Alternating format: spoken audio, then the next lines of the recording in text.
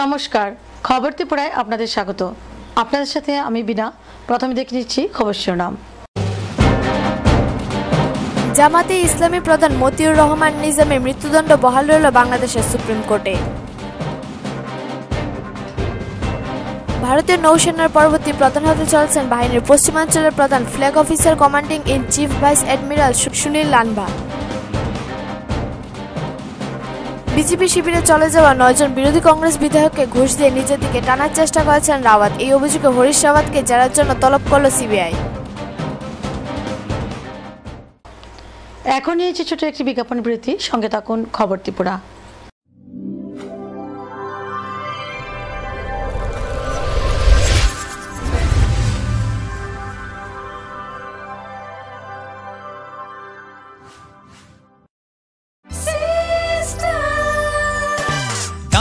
সবজি মশলার কেরামতি গুরুমানে প্রতিঘর system spicy কষা কিংবা ঝোল করো আমিষ হোক নিরামিষ, সিস্টার গুণে সব রান্না স্বাদে হয় সঠিক। হোটেল রেস্তোরাঁ কিংবা করো আয়োজনের খাবার সুস্বাদু গন্ধে ভরে মন সমাকার। সিস্টার গুঁড়া মশলায় রান্নার বাহার, মন চাই ফিরে ফিরে খেতে পারবা। সিস্টার গুঁড়া মশলা, গুণমানে প্রতি ঘরে ঘরে।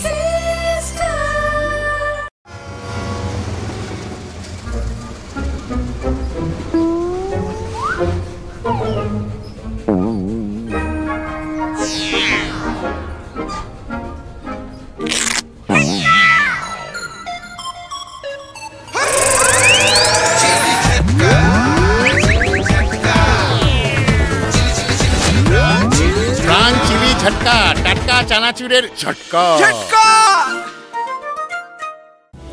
এবার শুভ অক্ষয় তৃতীয়ায় আপনার পুরনো গয়না পাল্টে নতুন হলমার্ক গয়না কেনার সুবর্ণ সুযোগ রয়েছে স্বর্ণকমল জুয়েলার্সে। তাছাড়া প্রতিটি কেনাকাটায় থাকছে নিশ্চিত উপহার এবং মজুরির উপর 25% বিশেষ ছাড়। এই অফার চলবে 4 মে থেকে 10 মে পর্যন্ত। স্বর্ণকমল জুয়েলার্স, আপনার চেয়ে আপন। সকল রাজ্যবাসীকে জানাই অক্ষয় তৃতীয়ার আন্তরিক শুভেচ্ছা।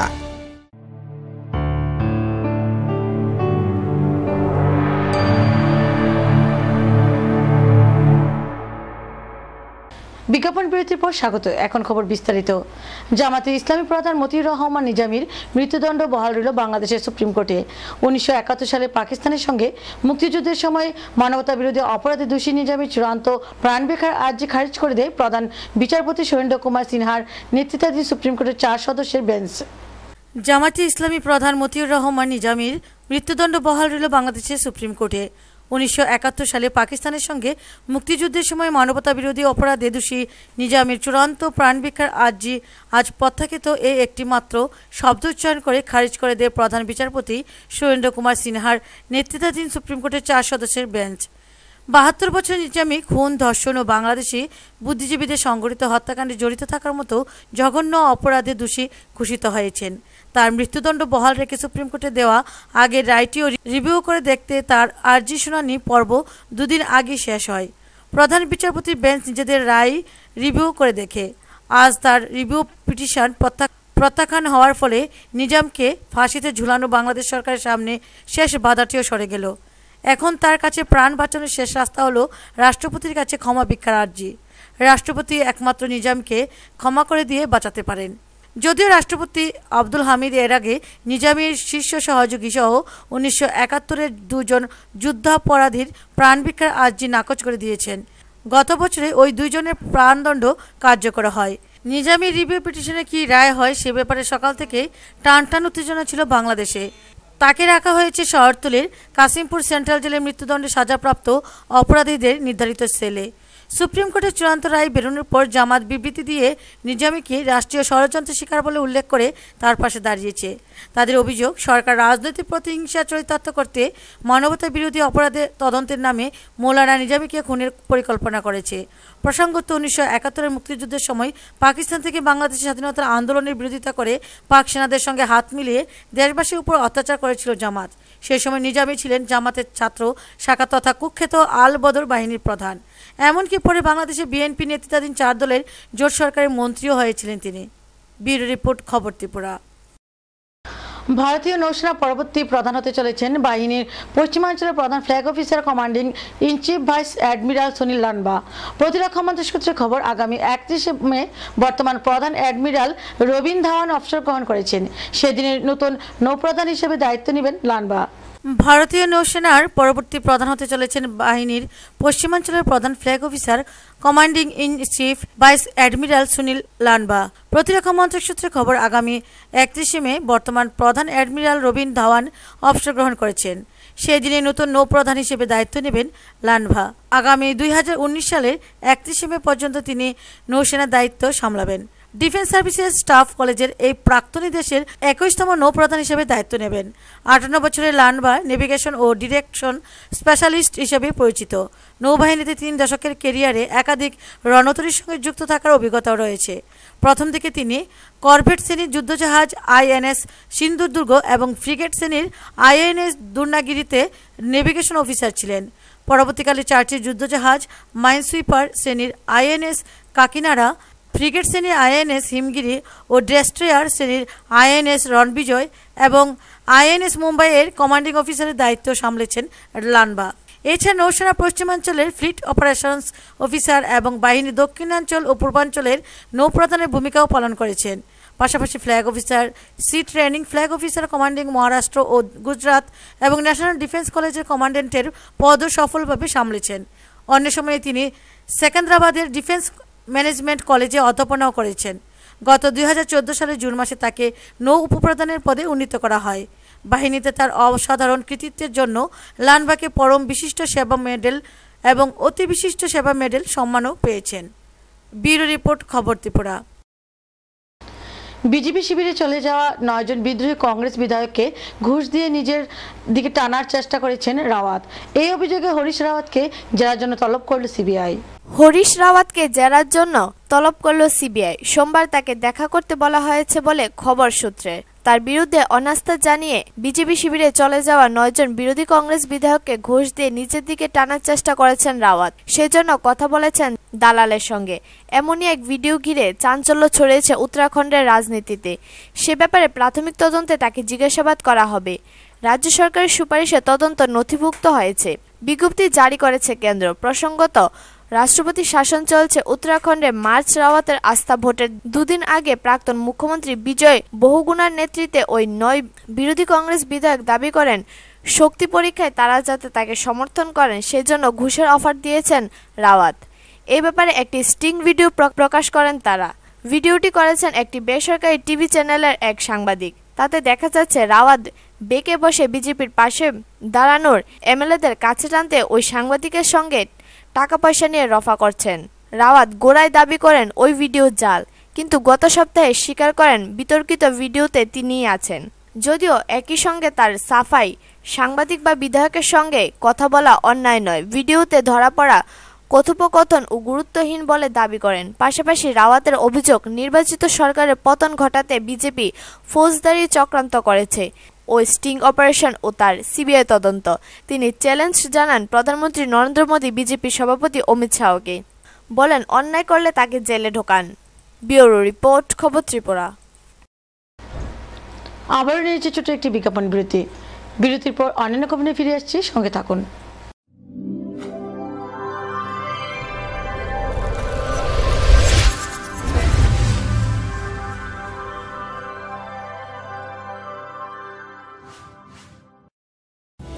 এবার শুভ অক্ষয় তৃতীয়ায় আপনার পুরনো গয়না পাল্টে নতুন হলমার্ক গয়না কেনার সুবর্ণ সুযোগ রয়েছে স্বর্ণকমল জুয়েলার্সে। তাছাড়া প্রতিটি কেনাকাটায় থাকছে নিশ্চিত উপহার এবং মজুরির উপর 25% বিশেষ ছাড়। এই অফার চলবে 4 মে থেকে 10 মে পর্যন্ত। স্বর্ণকমল জুয়েলার্স, আপনার চেয়ে আপন। সকল রাজ্যবাসীকে জানাই অক্ষয় তৃতীয়ার আন্তরিক শুভেচ্ছা। ইজি কাজে হাত বিজি, মুখ বিজি আনন্দে, পাতাই হলো রাজি, কাজ করে ছন্দে। মুখ বিজি হাত বিজি, টমটম সাথে, বেশি বেশি পাপ। টমটম ক্র্যাকার্সের টক ঝাল মজাদার সাথে আপনি এমন ব্যস্ত হবেন যে হাত ও মুখ একসাথে বলবে, মুখ বিজি তো হাত বিজি।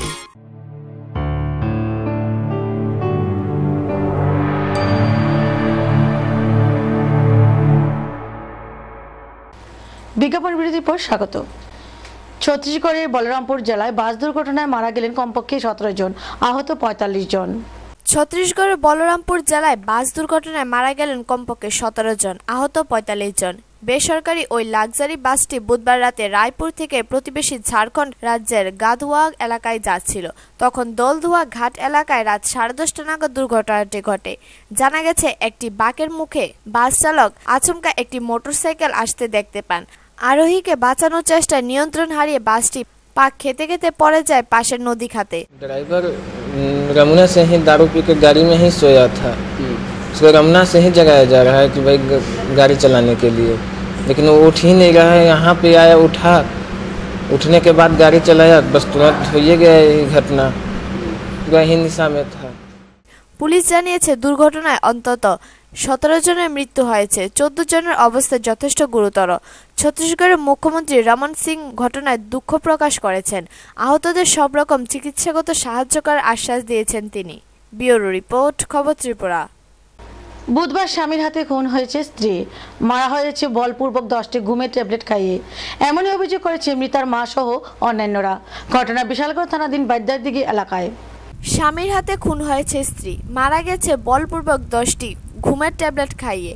এমনই অভিযোগ করেছে মৃতার মা সহ অন্যান্যরা। মৃতার নাম সীমা সাহা, বয়স 23। অভিযুক্ত স্বামীর নাম শঙ্কর সাহা, বয়স 32। ঘটনা বুধবার বিশালগড় থানাধীন বাইদারদিঘি এলাকায়। ঘটনার বিবরণে জানা গেছে, গত 13 বছর আগে শঙ্কর সাহা সীমাকে মুখে কাপড় চাপা দিয়ে উঠিয়ে নিয়ে গিয়ে জোরপূর্বক বিয়ে করে। বেশ কয়েক বছর তার নিজ এলাকা তথা করবুক থেকে বাইদারদিঘি এলাকায় এক ভাড়া বাড়িতে আশ্রয় নেয়।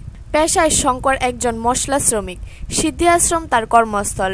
মৃতার মা জানায়, বিগত কয়েক মাস ধরে শঙ্কর সীমাকে শারীরিক এবং মানসিকভাবে নিগ্রহ করছে। মদের নেশায় বোধ হয় রোজ রাতে সীমাকে মারপিট করত। ঘটনার আগের দিন রাতেও বেদম প্রহার করা হয় তাকে। সকালে জোর করে সীমার মুখে 10টি ঘুমের ট্যাবলেট ঢুকিয়ে দেয় শঙ্কর। মুহূর্তেই অজ্ঞান হয়ে পড়ে সীমা। খবর শুনে মৃতার মা তাকে এক গ্লাস গরম দুধ পান করায়।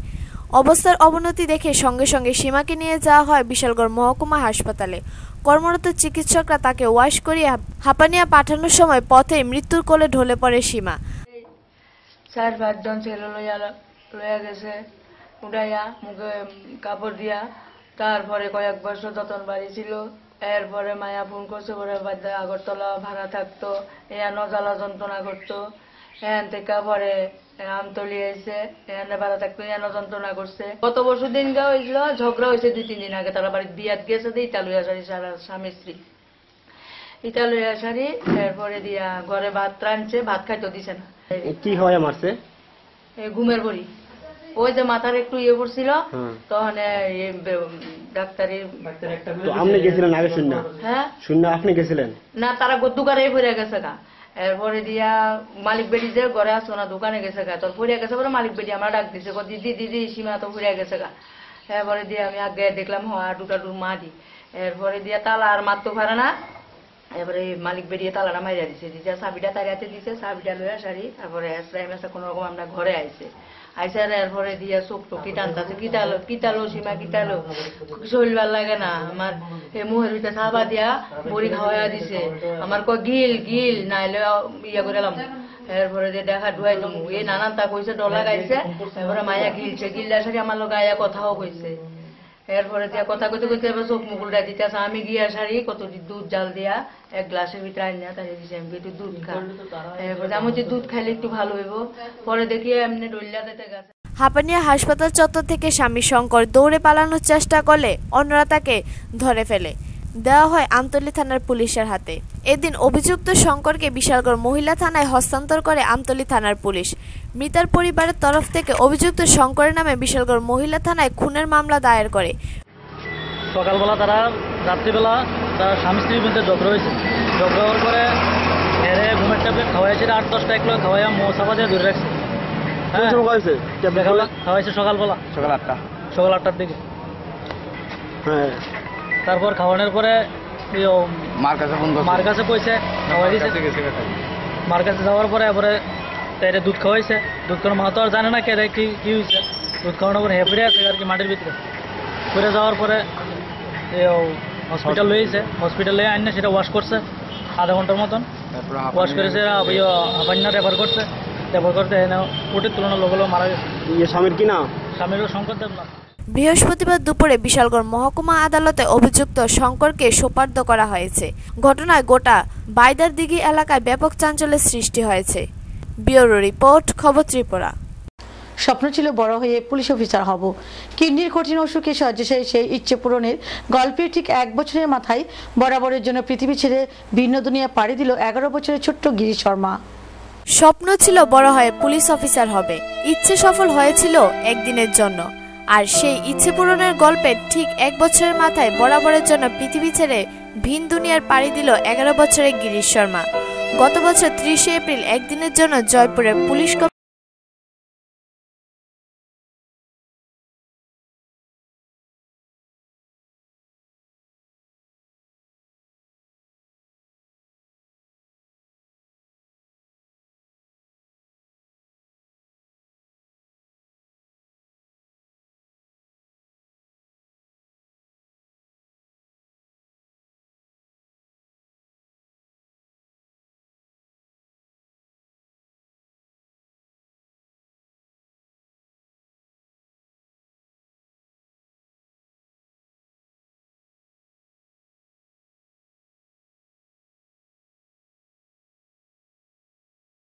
নিয়ে জয়পুরে ফেরার মরিয়া চেষ্টা করেন তিনি, যাতে বাড়িতে মায়ের কোলে শেষ নিঃশ্বাস ফেলতে পারে সে। কিন্তু সেই আশা পূরণ হয়নি। বাড়ি থেকে অনেক দূরে দিল্লির হাসপাতালে সেই রাতে মারা যায় ছোট্ট গিরিশ, একদিনের জন্য ইচ্ছে পূরণের আনন্দ সঙ্গে নিয়ে।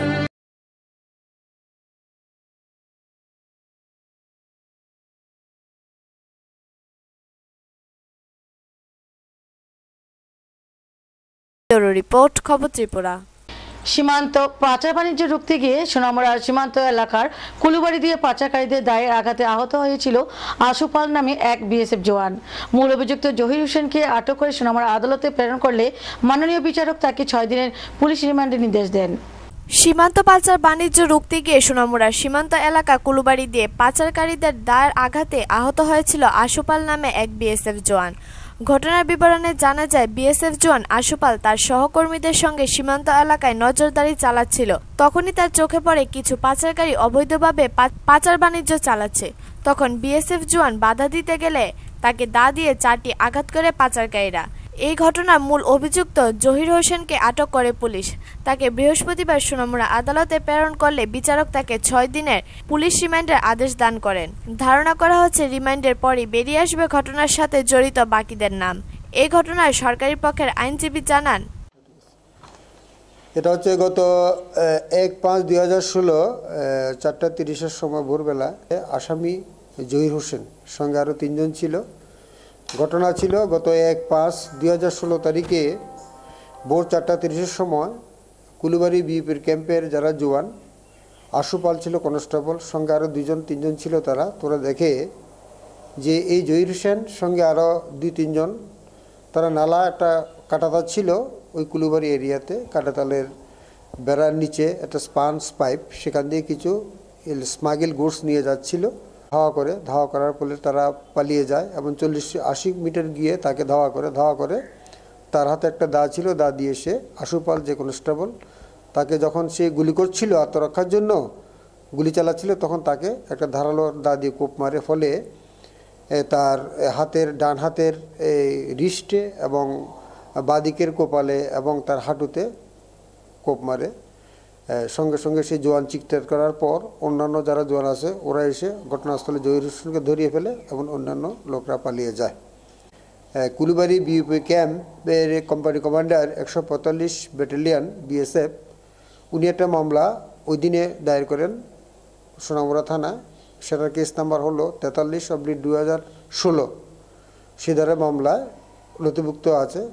পরদিন সোনামুড়া থানা 2 তারিখে আসামিকে প্রডিউস করে সঙ্গে 7 দিনে পুলিশ রিমান্ড নেওয়ার জন্য আদালত ওদিন হিয়ারিং শোনার পর উনি মনে করছেন যে আদালত judicial magistrate first class Rahul রায়ের কোর্টে মামলাটি উঠে উনি আদালতে এভিডেন্স দেখে মেমো অফ এভিডেন্স দেখার পর উনি সিদ্ধান্ত নেন কেস ডায়েরি দেখে উনি এটা মঞ্জুর করবেন। ওকে জহির হোসেনকে জেল থেকে প্রডিউস করা হলো এবং সরকারি পক্ষে এবং আসামি পক্ষের আইনজীবীদের উপস্থিতিতে আজকে আদালত তাকে 6 দিনে পুলিশ রিমান্ড এলাও করেছে। কেমন পুলিশ রিমান্ডের কারণ হলো তার সঙ্গে কারা কারা অ্যাসোসিয়েটেড আছে সেটা জানার জন্য এবং স্মাগল গুড কি তার উদ্দেশ্য কি এগুলি জানার জন্য তার পুলিশ রিমান্ড দেওয়া হয়েছে। কারণ সীমান্ত এলাকায় বিএসএফ জনগণকে পাহারা দেওয়ার জন্য এবং সম্পত্তি রক্ষার জন্য রাখা হয়েছে। যদি দুষ্কৃতিকারী জঘন্য নির্যাতনের ঘটনায় সাধারণ মানব জীবন অস্তিষ্ঠ, তাই আমরা বলবো যে এই মামলা পুলিশ সঠিকভাবে তদন্ত করবে এবং আসামিকে যাতে দ্রুত এবং কড়া শাস্তি দেওয়া যায় এটা আমাদের প্রয়াস। ব্যুরো রিপোর্ট, খবর ত্রিপুরা।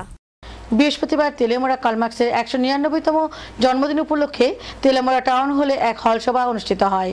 অনুষ্ঠানে নেতৃত্বদের মধ্যে উপস্থিত ছিলেন মহকুমা সম্পাদক মণ্ডলীর সদস্য হেমন্ত জমাতিয়া সহ অন্যান্যরা।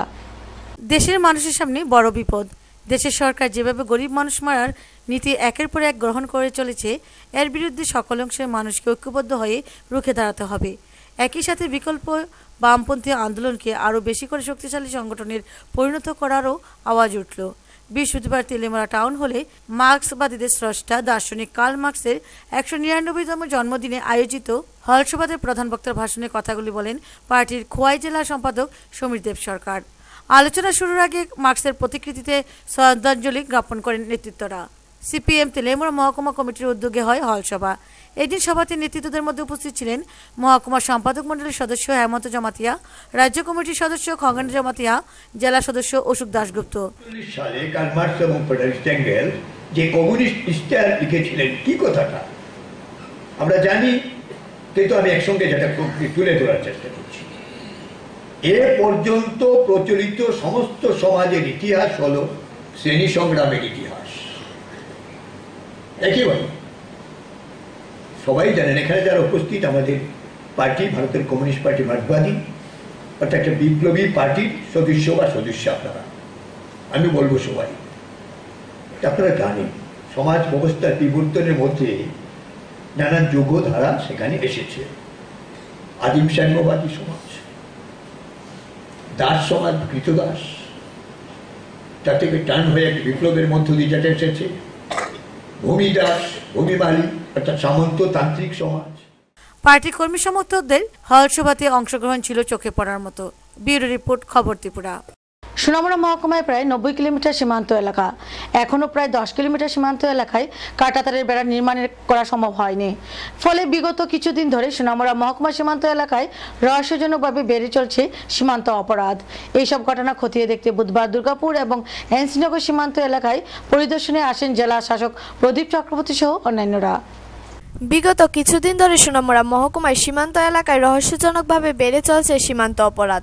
গোটা সোনামুড়া মহকুমায় মোট সীমান্ত এলাকা প্রায় 90 কিলোমিটার, এখনও প্রায় 10 কিলোমিটার এলাকায় কাঁটাতারের বেড়া নির্মাণ করা সম্ভব হয়নি। ফলে এই উন্মুক্ত সীমান্ত এলাকাগুলিকে কাজে লাগিয়ে দিনের পর দিন সংগঠিত হয়ে আসছে পাচার বাণিজ্য। এই অবৈধ পাচার বাণিজ্যকে রুখতে গেলে ঘটছে সীমান্ত বাহিনীদের সঙ্গে পাচারকারীদের সংঘর্ষ। কিছুদিন আগে এমনই এক ঘটনা ঘটল সোনামুড়া সীমান্ত এলাকা কুলুবাড়ি এলাকায়। পাচার বাণিজ্য রুখতে গিয়ে পাচারকারীদের দায়ের আঘাতে আহত হয় এক বিএসএফ জওয়ান। এই সকল বিষয়কে মাথায় রেখে বুধবার সোনামুড়া, দুর্গাপুর এবং এনসিনগর সীমান্ত এলাকা পরিদর্শন করেন সিপাহীজলার জেলা শাসক প্রদীপ চক্রবর্তী। সফরকালে জেলা শাসকের সঙ্গে ছিলেন মহকুমা শাসক পান্না আহমেদ, এসডিপিও অশোক কুমার সিনহা, এসপি প্রদীপ দে, বিএসএফ 145 নং বাহিনীর কমান্ড্যান্ট অমিতাভ রায় প্রমুখ। সফর শেষে জেলা শাসক প্রদীপ চক্রবর্তী জানান, যৌথ মিটিং করেছি বিএসএফ এফেক্টেড কয়েকটা প্রধান পঞ্চায়েত আছে প্রধানদের সাথে, বিশেষ করে বর্ডার এরিয়ার ক্রাইম সম্বন্ধে আলোচনা হয়েছে। এটা একটা রুটিন আমাদের আলোচনা শুরু হলো এই বছর, প্রথমে আমরা শুরু করলাম। সেকেন্ড যেটা হচ্ছে যে বর্ডার ফেন্সিং দুর্গাপুর এবং এনসিনগরে দীর্ঘদিন যাবৎ কিছুটা হয়েও আটকে আছে, এই বিষয়ে আমাদের আলোচনা করেছি। এবং পরিদর্শনের মেইন কারণ হচ্ছে যে সরজমিনে দেখা যে কোন কোন বাড়িগুলি এফেক্টেড হচ্ছে এগুলি দেখা আর কি। যাচ্ছে না, 0 পয়েন্টে আদৌ হবে না, দাবি আছে। এটা গভর্নমেন্ট অফ ইন্ডিয়া আর বাংলাদেশের যে এগ্রিমেন্ট আছে সেই ইন্টারন্যাশনাল এগ্রিমেন্ট, ওই এগ্রিমেন্ট অনুযায়ী যেভাবে হয় ওইভাবে পদক্ষেপ নেওয়া। ক্ষতিপূরণ ইলিজিবল কেসারে পাবে, খুব দিয়েছে ওটা দেখা হচ্ছে। একজন তো অ্যারেস্টেড হয়েছে, বাকি যারা আছে তাদেরকেও অ্যারেস্টের জন্য এসপি সাহেব, আপনারা জানেন যে ঘটনা ঘটেছে বিএসএফ এর উপরে অ্যাটাক হয়েছে, যেটা এটা নিশ্চয়ই কাম্য নয়। হ্যাঁ, এলাকার যারাই বিএসএফ জওয়ানের উপর অ্যাটাক করেছে এটা আসলেই একটা ক্রাইম, ঠিক আছে? এটা আসলে মার্ডার করার উদ্দেশ্যেই ছিল, এটা কাম্য নয়, ঠিক আছে? জওয়ান তারা বর্ডার এরিয়া পাহারা দেয়, তাদেরকে এলাকাবাসীও সাহায্য করা উচিত। বিএসএফ জওয়ানও তাদের সাথে রিজনেবল যেটা আছে, রিজনেবল যতটুকু দেখা দরকার আছে তাদের সুবিধা অসুবিধা দেখে তাদেরও পেট্রোলিং করা। টুটন চৌধুরী রিপোর্ট, খবর ত্রিপুরা। আবারও যান দুর্ঘটনা। এক মোটর আরোহী অত্যন্ত দ্রুতগতিতে মোটর বাইক চালিয়ে যতনবাড়ি থেকে অমরপুরের দিকে আসার পথে নতুন বাজার এলাকাস্থিত অ্যাম্বিয়া ইটভাটার কাছে নিয়ন্ত্রণ হারিয়ে রাস্তার পার্শ্ববর্তী খাদে পড়ে যায়। গুরুতর আহত অবস্থায় এলাকার লোকজন তাকে নতুন বাজার হাসপাতালে নিয়ে আসলে প্রাথমিক চিকিৎসার পর তাকে উদয়পুর জেলা হাসপাতালে স্থানান্তরিত করা হয়। দ্রুতগতিতে গাড়ি চালানো খেসারি দিল এক মোটর বাইক চালক। বুধবার বিকেল 4টা নাগাদ TR03S4424 নম্বরের মোটর বাইক আরোহী প্রসেনজিৎ বণিক অত্যন্ত দ্রুতগতিতে মোটর বাইক চালিয়ে যতনবাড়ি থেকে অমরপুরের দিকে আসার পথে নতুন বাজার এলাকাস্থিত অ্যাম্বিয়া ইটভাট্টার কাছে নিয়ন্ত্রণ হারিয়ে রাস্তার পার্শ্ববর্তী খাদে পড়ে যায়। গুরুতর আহত অবস্থায় এলাকার লোকজন প্রসেনজিৎকে নতুন বাজার হাসপাতালে নিয়ে আসলে প্রাথমিক চিকিৎসায় তাকে উদয়পুর জেলা হাসপাতালে স্থানান্তরিত করা হয়। এদিকে বাইক দুর্ঘটনায় গুরুতর আহত প্রসেনজিৎ বণিকের চিকিৎসায় নতুন বাজার হাসপাতালের চিকিৎসক সৌরভ ভৌমিক অবস্থা বিলম্ব করেছেন বলে স্থানীয় লোকজনদের অভিযোগ। প্রসেনজিৎকে হাসপাতালে আনার পর কোনো চিকিৎসা না করে দীর্ঘক্ষণ হাসপাতালে শুয়ে রাখা হয়। অযথা বিলম্বের কারণ জানতে চাইলে চিকিৎসক সৌরভ বাবু প্রসেনজিতের আত্মীয় পরিজনদের সঙ্গে অত্যন্ত খারাপ ব্যবহার করে। গতিবেগ আমি আসছিলাম সামনে, গতিবেগটা খুব বেশি আছিল বাইকের সামনে। আহত দুজন আছিল, পেছনে বইয়া রয়েছে, আরেকজন অকনো লইয়া গেছে বারবিকারে চালাইছে, আর পেছনে বইয়া রয়েছে আর গার্জিয়ান মনে আইসে লইয়া গেছে বাঙালিপাড়া। প্রসঙ্গত উল্লেখ্য যে চিকিৎসক সৌরভ ভৌমিক প্রায়শই নেশাগ্রস্ত হয় থাকেন বলে স্থানীয় লোকজনদের অভিযোগ। হাসপাতালের কর্তব্যরত অবস্থায় কোনো রোগী ওনার কাছে চিকিৎসা করাতে গেলে চিকিৎসকবাবু রোগীদের সাথে প্রায়শই খারাপ ব্যবহার করে থাকেন। ব্যুরো রিপোর্ট, খবর ত্রিপুরা। বিদ্যুৎ ও পানীয় জলের দাবিতে 44 নং জাতীয় সড়ক অবরোধ করল নাইলাহাবাড়ি এলাকার জনগণ। 2 ঘন্টা পর ব্লক আধিকারিক এবং বিদ্যুৎ দপ্তর আধিকারিকদের আশ্বাস পেয়ে মুক্ত হয় অবরোধ। ভোট আসলে ভোট পাখিরা চষে বেড়ায় শহর থেকে পাহাড়, কিন্তু বৈতরণী পার হলেই ভোট পাখিদের আর দেখা যায় না, তা আবার প্রমাণিত। গত কয়েকদিন আগে কালবৈশাখী ঝড়ের তাণ্ডবে আমবাসা ব্লকের অধীন নাইলাহাবাড়ি এলাকায় 44 নং জাতীয় সড়কের পাশের বিদ্যুতের খুঁটি ভেঙে পড়ে বেশ কয়েকটি জায়গায়, ফলে ওই এলাকায় বিদ্যুৎ নেই পানীয় জল। বেশ কয়েকবার জনপ্রতিনিধি থেকে শুরু করে ব্লক আধিকারিক, বিদ্যুৎ দপ্তর, পানীয় জল ও স্বাস্থ্যবিধান দপ্তরে জানিয়েও কোনো লাভ হয়নি। অবশেষে এলাকাবাসীর ক্ষোভের বহিঃপ্রকাশ ঘটে বৃহস্পতিবার। নাইলাহাবাড়ির এলাকার প্রমিলা বাহিনী আজ বেলা 11টা নাগাদ 44 নং জাতীয় সড়ক অবরোধে বসে। রাস্তার দুদিকে আটকে যায় শতাধিক গাড়ি। ঘটনায় প্রায় 2 ঘন্টা পার হয়ে গেলেও ব্লক আধিকারিক অমিতাভ চাকমা এবং বিদ্যুৎ দপ্তরের আধিকারিক ঘটনাস্থলে পৌঁছা মাত্র ক্ষোভের মুখে পড়ে তারা। অবশেষে লিখিত আশ্বাস পেয়ে অবরোধ মুক্ত করা হয়।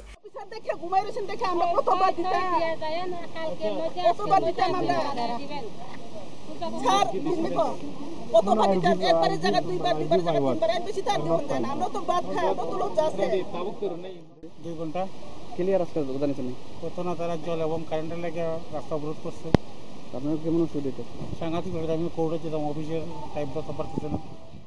এদিকে অবরোধের ফলে যাত্রীদের সমস্যায় পড়তে হয়। ব্যুরো রিপোর্ট, খবর ত্রিপুরা। আগামী 13ই মে সোনামুড়া মহকুমার কুলুবাড়ি দ্বাদশ শ্রেণী বিদ্যালয় প্রাঙ্গণে অনুষ্ঠিত হবে 3 দিনব্যাপী মুসলিম ধর্মাবলম্বীদের ইজতেমা তথা ধর্মীয় মহাসম্মেলন। আগামী 13ই মে সোনামুড়া মহকুমা কুলুবাড়িতে অনুষ্ঠিত হতে যাচ্ছে মুসলিম ধর্মাবলম্বীদের 3 দিনব্যাপী ইজতেমা তথা ধর্মীয় মহাসম্মেলন। এক বিশাল জমায়েতের মধ্য দিয়ে কুলুবাড়ি দ্বাদশ শ্রেণী বিদ্যালয় মাঠে অনুষ্ঠিত হবে 3 দিনব্যাপী এই ইজতেমা। এতে গোটা রাজ্য এমনকি পার্শ্ববর্তী রাষ্ট্র বাংলাদেশ থেকেও প্রায় 16 থেকে 17 হাজার ধর্মপ্রাণ মানুষের জমায়েত হবে বলে ধারণা করা হচ্ছে। এই ধর্মীয় অনুষ্ঠানটিতে দেশ বিদেশ খ্যাত বক্তারা আলোচনা করবেন। আর এই ইজতেমাকে কেন্দ্র করে মুসলিম অংশের জনগণের মধ্যে উন্মাদনা তুঙ্গে। এই বিশাল জমায়েতকে কেন্দ্র করে প্রস্তুতিও তুঙ্গে। দিবারাত্রি কাজ করে যাচ্ছে কুলুবাড়ি ও পার্শ্ববর্তী এলাকার যুবক বৃদ্ধ সকলে। গোটা মাঠ চত্বরকে ঢেকে দেওয়া হয়েছে বাঁশ দিয়ে। চলছে অস্থায়ী মঞ্চ তৈরির কাজ, চলছে বিশালাকার সভাস্থল তৈরির কাজও। এই ইজতেমাকে সুন্দর ও সুশৃঙ্খল করতে অক্লান্ত পরিশ্রম করে যাচ্ছে এলাকার লোকজন। কখনো প্রখর রোদ, আবার কখনো প্রচণ্ড ঝড় বৃষ্টি মাথায় নিয়ে প্রস্তুতির কাজ চালিয়ে যাচ্ছে তারা। এদিকে এক মুফতি জানান, ইজতেমা কথার মূল অর্থ হচ্ছে আল্লাহর বিভিন্ন বাণীর দ্বারা মানুষের মধ্যে মনুষ্যত্ববোধ তৈরি করা, যাতে করে একজন লোক নিজের স্বার্থের কথা চিন্তা না করে অপরের দুঃসময়ে তাকে সাহায্য করতে এগিয়ে আসে। আর এই কথাকে মাথায় রেখে এই বিশাল ইজতেমার জমায়েতের প্রহর গুনছে ধর্মপ্রাণ মুসলিম অংশের জনগণ। সুকান্ত বর্মনের রিপোর্ট, খবর ত্রিপুরা। প্রায় 30,000 টাকা মূল্যের চোরাই কাঠ আটক করল মহকুমা বন দপ্তরের কর্মীরা। ঘটনা অমরপুর ওমপি সড়কের ছেচিয়া বাজার সংলগ্ন এলাকায়। প্রায় 30,000 টাকা মূল্যের চোরাই কাঠ আটক করল মহকুমা বন দপ্তরের কর্মীরা। গোপন সূত্রে প্রাপ্ত সংবাদের ভিত্তিতে মহকুমার বন দপ্তরের কর্মীরা অমরপুর ওমপি সড়কে ছেচুয়া বাজার সংলগ্ন এলাকায় উৎপেতে বসে থাকে। রাত 2:30 নাগাদ বাংলা চোরাই কাঠ বুঝাই TR03B 1817 নম্বরের ম্যাক্স ট্রাক গাড়িটি ছেচুয়া এলাকায় আসা মাত্র বন দপ্তরের কর্মীরা গাড়িটিকে আটক করে তল্লাশি চালায়। জানা গেছে যে ছেচুয়ার মধ্য দিয়ে কিল্লা এলাকা যায় বাংলাদেশে পাচারের উদ্দেশ্যে। উক্ত কাঠগুলিকে নিয়ে যাওয়া হচ্ছিল। বন দপ্তরের কর্মীরা 30 ফুট কাঠসহ উক্ত ম্যাক্স গাড়িটিকে আটক করলে বনকর্মীদের অন্যমনস্কতার সুযোগ নিয়ে গাড়ি চালক পালিয়ে যায়। গতকালকে রাত্রে প্রায় 9টা 9:30 বাজে তখন একটা গোপন খবর আসে যে চেলাগাং সালকা থেকে একটা গাড়ি বাংলা ফাইল নিয়ে সুনামুড়ার দিকে যাচ্ছে। গিয়ে তখন গাড়িটা আমাদেরকে ক্রস করে চলে যাচ্ছে। তখন আমরা পিছন দিয়ে দৌড়াতে গিয়ে একটা আপের মধ্যে ধরে। নাম্বার হইল 1817 TR03। অনুমানিক কাঠ হইব প্রায় 30 ফুট, প্রায় 30,000 টাকা। তারা পালিয়ে গেছে, গাড়িটা এখন আমাদের হেফাজতে। এতে কোনো খবর টবর আছে না, পাইছি না আমরা। এটা সবসময় চালু থাকবে। ব্যুরো রিপোর্ট, খবর ত্রিপুরা। রহস্যজনকভাবে আগুনে পুড়ে ছাই তেলিয়ামুড়া মহকুমার নেতাজিনগরস্থিত ত্রিপুরা মোটর শ্রমিক ইউনিয়নের কার্যালয়। যদিও একাংশের ধারণা শর্ট সার্কিটের ফলে এই অগ্নিকাণ্ডের ঘটনা। মোটর শ্রমিক ইউনিয়নের কার্যালয় বন্ধ করে কর্মরত সকলেই তালা বন্ধ করে বাড়ি চলে যায়। 9:15 নাগাদ স্থানীয় বাসিন্দারা দেখতে পান ইউনিয়নের কার্যালয় থেকে ধোঁয়া বেরোচ্ছে। তৎসময়ে তেলিয়ামুড়া অগ্নি নির্বাপক দপ্তরে খবর দেওয়া হলে দপ্তরের কর্মীরা ঘটনাস্থলে পৌঁছে আগুন নিয়ন্ত্রণে আনার চেষ্টা করে। যদিও অগ্নি নির্বাপক দপ্তরের পৌঁছা মাত্র চেষ্টা করে আগুন নিয়ন্ত্রণে আনার সক্ষম হলেও ঘরের ভিতরে থাকা প্রয়োজনীয় কাগজপত্র সহ আসবাবপত্র পুড়ে ছারখার হয়ে যায়। যদিও একাংশ জনগণ আগুন দেখে আতঙ্কের মধ্যে ঘর থেকে বেরিয়ে পড়ে। এমনকি 0 থেকে 80 সকলে নিজেদের প্রয়োজনীয় কাগজপত্র নিয়ে ঘর থেকে তা বেরিয়ে জাতীয় সড়কে চলে আসে। আসার সময় সকলের মধ্যে এক প্রকার যুদ্ধকালীন তৎপরতার পরিস্থিতি লক্ষ্য করা যায়। এদিকে স্থানীয় একজন জানান, সেই সময় কার্যালয়ে কেউ ছিলেন না। প্রতিদিনের মতো এদিনও তালা বন্ধ করে বাড়িতে চলে যান দায়িত্বরত কর্মীরা। যদিও একাংশের ধারণা বৈদ্যুতিক শর্ট সার্কিটের ফলে এই ধরনের অগ্নিকাণ্ডের ঘটনা। তারপরেও আগুন লাগার সঠিক কারণ জানা যায়নি। অফিস ছিল তেলিয়ামুড়া শাখা অফিস। আমাদের যে প্রাথমিক ধারণা যেটা দেখা যাচ্ছে যে শর্ট সার্কিট থেকে লাগতে পারে আগুন, এই আমাদের অনুমান।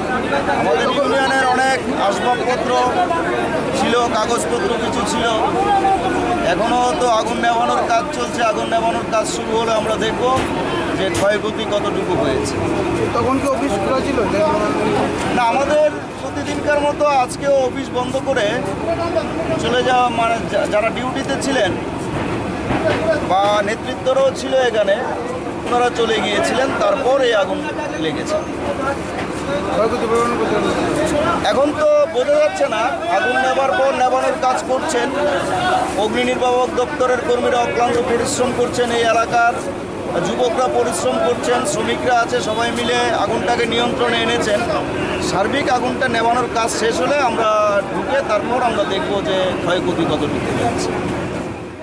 পুলিশের তদন্তের পরে আগুন লাগার সঠিক কারণ জানা যাবে। ব্যুরো রিপোর্ট, খবর ত্রিপুরা। বুধবার কমলাসাগর বিধানসভার ফুলতুলিয়া এলাকায় কংগ্রেস কর্মীদের নিয়ে এক ঘরোয়া সভার আয়োজন করা হয়। সভায় উপস্থিত ছিলেন বিধায়ক তথা কংগ্রেস দল থেকে সদস্য আশিস শাহ সহ অন্যান্যরা। কংগ্রেস আমাদের পরম শত্রু। এই রাজ্যের মধ্যে আমাদের এখন নির্বাচনী লড়াই কংগ্রেস ও সিপিএম এর বিরুদ্ধে। দুইটা দলই স্বার্থবাদী। ক্ষমতার জন্য সবকিছুই বিসর্জন দিতে পারে আর কর্মীদের কথা কোনো চিন্তাই রাখেন না। তাই আমরা একটি দল গঠন করে আগামী 2018 নির্বাচনে ত্রিপুরা রাজ্য থেকে সিপিএম নামক ঘাতক দলটি তার পাশাপাশি কংগ্রেস দলের নিশানাটা মুছে দিতে চাই। বুধবার কমলাসাগর বিধানসভায় ফুলতলি এলাকায় কংগ্রেস কর্মীদের নিয়ে এক ঘরোয়া সভায় অর্থাৎ মত বিনিময় সভায় এভাবে ক্ষোভ প্রকাশ করেন বিধায়ক তথা কংগ্রেস দল ত্যাগী সদস্য আশিস সাহা। তিনি আরো বলেন, রাহুল গান্ধীর সাথে অনেক কথা বলে বোঝানোর চেষ্টা করেছি। তিনি সরাসরি বলেছেন বঙ্গে জোট হলে ত্রিপুরায় কোনো প্রভাব পড়বে না। তাই সুশান্ত চৌধুরী মন খারাপ করে কান্নার রোলে বলেছেন, আমরা ক্ষমতালোভী কংগ্রেস এবং সিপিএমকে ঘৃণা করি। যখন সিপিএম দলটি বিপদে পড়ে তখনই কংগ্রেসের সাথে হাত মিলিয়ে নেয়। দীর্ঘ আলোচনার পর মত বিনিময় সভায় সকল কর্মীদের মতামত তুলে দিয়ে কংগ্রেসের প্রতি ক্ষোভ উগরে ওঠে। সকল কর্মীরাই দাঁড়িয়ে সোজা বলে থাকে, আর কোনোদিন কংগ্রেস করব না। কংগ্রেস করে সারা জীবন সিপিএম এর পিটুনি খেতে হয়েছে। বেশ কয়েকদিন ধরে রাজ্যের বিভিন্ন প্রান্তে আমাদের প্রাক্তন পরিষদীয় দলনেতা এবং প্রাক্তন বিরোধী দলনেতা সুদীপ বাবু সহ আমরা বিভিন্ন ব্লক জেলা স্তরে আমাদের নেতৃবৃন্দ কর্মীদের নিয়ে সভা করছি। আজকে কমলাসাগরের নেতৃবৃন্দদের নিয়ে এখানে সভা হচ্ছে।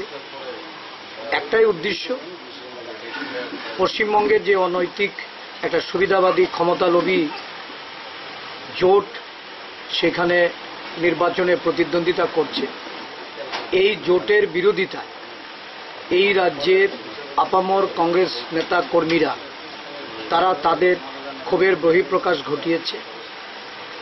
প্রতিবাদ করার স্বরূপ অনেকেই ইতিমধ্যে পদত্যাগ করেছেন দলীয় সাংগঠনিক পদ থেকে। আমরা আমাদের বিভিন্ন স্তরের নেতা কর্মীদের তাদের মতামত জানতে চাইছি। প্রকৃত বাম বিরোধী লড়াই করার জন্য একটা মঞ্চ গড়ে এই রাজ্যে বামফ্রন্টকে ক্ষমতাচ্যুত করার জন্য সাধারণ মানুষের যে আশা আকাঙ্ক্ষা, তাদের যে প্রত্যাশা, এই প্রত্যাশা যেন আগামী 2018 সালের সাধারণ নির্বাচনের মধ্য দিয়ে প্রতিফলিত হয়, সেটার লক্ষ্যে আমরা কাজ করি। এদিকে নেতৃত্বরা এবং কর্মীরা সরাসরি না বলতে চাইলেও আগামী 19 মের পর সকলেই তৃণমূল কংগ্রেসে যোগ দেওয়ার কথা ভাবছেন, কিন্তু বিজেপিকে এড়িয়ে গিয়ে তৃণমূলকে সকলে সমর্থন করেন। উপস্থিত ছিলেন জেলা সভাপতি অভিজিৎ দেব, পঞ্চায়েত সদস্য কাজল দাস সহ অন্যান্য কর্মীরা। ব্যুরো রিপোর্ট, খবর ত্রিপুরা। খবর শেষ করে আগে আবার দেখে নিচ্ছি খবর শিরোনাম। জামাতে ইসলামী প্রধান মতিউর রহমান নিজামের মৃত্যুদণ্ড বহাল রইল বাংলাদেশের সুপ্রিম কোর্টে। ভারতীয় নৌসেনার পরবর্তী প্রধান হতে চলেছেন বাহিনীর পশ্চিমাঞ্চলের প্রধান flag officer commanding in chief vice admiral Sunil Lanba. BJP শিবিরে চলে যাওয়া 9 জন বিরোধী কংগ্রেস বিধায়ককে ঘুষ দিয়ে নিজের দিকে টানার চেষ্টা করেছেন রাওয়াত। এই অভিযোগে হরিশ রাওয়াতকে জেরার জন্য তলব করল সিবিআই। দেখতে থাকুন, সঙ্গে থাকুন খবর ত্রিপুরা। নমস্কার।